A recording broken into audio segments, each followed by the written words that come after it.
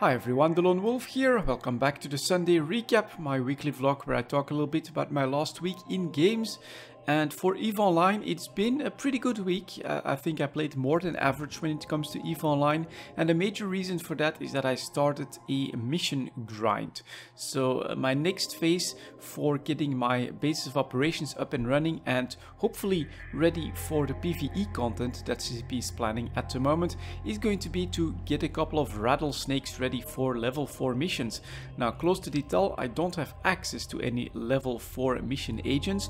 Most of that grinding is usually done by my brother, who has been doing a lot more missioning than myself. I've been focusing mostly on mining when it comes to EVE Online, and so at the moment I'm just doing some level 2 agents, which are security agents. That's working out decently well. There are 3 of them from a corporation that then has 2 level 4 mission agents just 4 jumps away. So this is the grind that I'm working on at the moment. I'll give you guys a little bit of feedback as that progresses, but at the moment I must say that it is going decently well, and I'm actually enjoying doing that grind so that I will have access to level 4 mission agents when I also bring a rattlesnake to this base of operation. Next to that, I've also been running the blueprint copy business, of course. That's been going decently well, especially on one day I sold 12 contracts all of a sudden, so that was a nice little move up in the inventory. But at the moment that is still growing because my brother is also making blueprint copies, and so we are getting a pretty nice big stock of copies at the moment in Jita, which are all ready to sell. It's going to take a little bit of time to get through all of that, so maybe we'll need to balance it out with starting some different types of jobs, so maybe some more investments in different blueprints are on the horizon. We'll see how all of that works out. For the patch, not much to say except that next week, of course, CCP is going to allow us to cut all of the skill injectors into 5 smaller ones. It's gonna be pretty interesting to see what that does to the market. I don't think the impact will be as large as with the Plex changes, but this should once again make all of those services more available even to newer players, even to alpha players, and it might actually drive up demand. That has definitely been the major force driving up the price of Plex at the moment to well, more than 1.4 billion ISK for 500 Plex or 30 days game time. It's definitely at a 1-year high a pretty substantial premium that we're paying at the moment. I'm curious to see how all of that is going to evolve through the summer. Next up we have Heroes of the Storm. I'm actually playing that quite a decent amount. Blizzard has managed to rope me back in with the daily quest system. It's actually pretty easy, and while it's still a MOBA, sometimes I do get a little bit of stress from a game that's not going well. In general, the big advantage of course is that games tend to last 15 to 20 minutes, so having to play maybe 2 to 3 games almost every day in order to keep up with the daily quests is actually, it feels doable to me.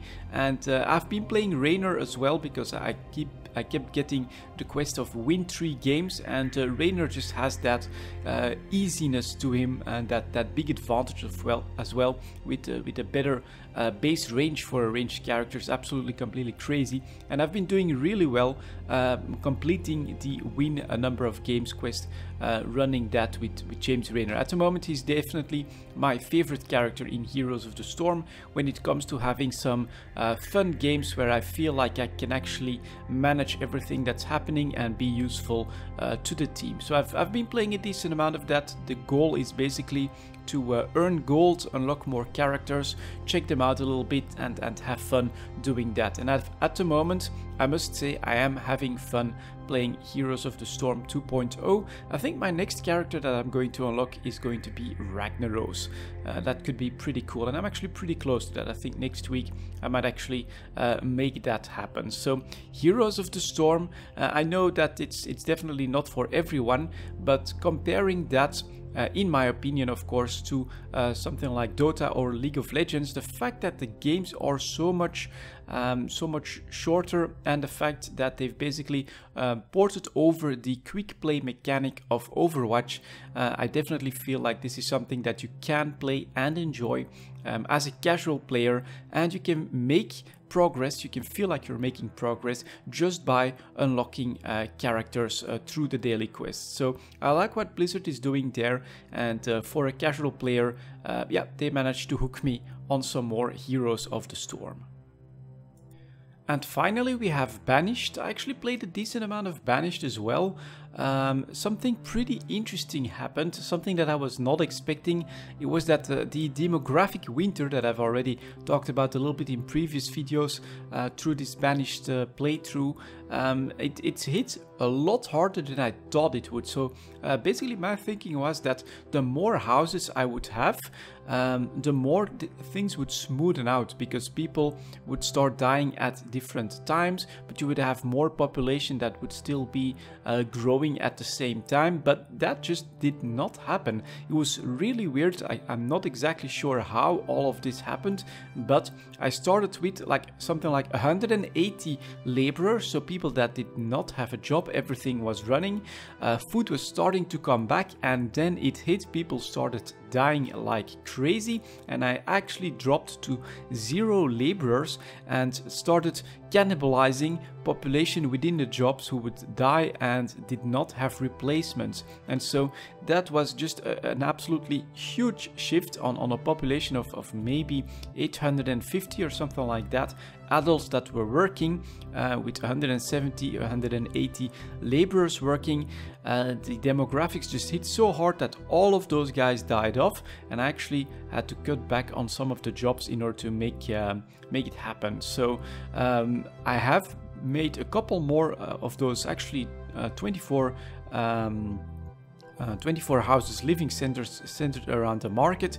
Things are stabilizing now. I've also focused quite heavily on food production, actually getting some extra farmers up and running as well. And so it's stabilizing at exactly the right time, but that hit so hard that it really took me by surprise that was a problem that I was going to encounter now, is not having laborers available and not being able to run all of the facilities as efficiently as I can with full workers in them. So that happened, but we're also coming near the borders. I think I just have 2 more corners to fill up with probably mostly production, maybe a little bit more housing, and then this next Banished town will be finished. But this one has been very interesting and a very, very fun experience to go with this new pattern that has been working out very well. In fact, I've found like an optimized increase of that pattern. If I surround the houses then with 2 storage barns and a bit of room for putting down extra stuff next to them, then I have the exact room for a 15 by 15 field in all 4 corners, which is very interesting. Of course, this means that there is something to that pattern. The major problem is, of course, that the map is never going to be flat enough to keep building up on that type of thing. But yeah, very, very interesting one, and I look forward to actually maybe trying out a new idea in Banished after I finish this down. And that's going to be it for this week. Only 3 games.